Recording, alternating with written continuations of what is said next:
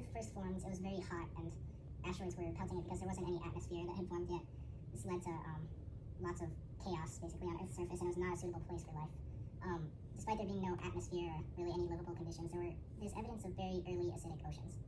This period was called the Hadean Eon, and it was also a time when the Earth was still sort of sorting into layers of density, also known as differentiation, where the denser materials were sinking deeper into the Earth towards the core, and the less dense materials were floating up towards the surface to later be known as the crust.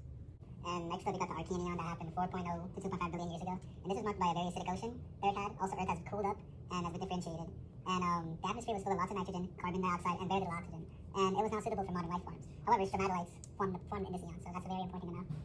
We can see the fossils of microbial mats today as stromatolites, and these were formed by big colonies of cyanobacteria, which were able to generate energy through photosynthesis. And this process later led to the Great Oxidation Event, which is where lots of oxygen entered the atmosphere because of all these microbial mats. And then next up, we got the Proterozoic eon, which happened 2.5 billion years ago. And the prefix proterose meant earlier or before, and the prefix zo means life.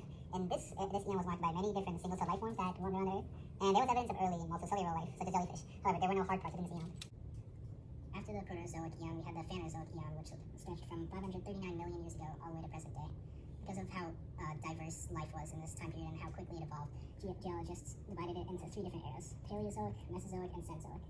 The Cambrian explosion, which began this eon, was caused by more favorable conditions for life and more oxygen being produced in the atmosphere. Also, the Phanerozoic eon was marked by the beginning of hard-shelled organisms and more complicated life forms. The first era of the Phanerozoic eon was known as the Paleozoic era, which happened 539 million years ago.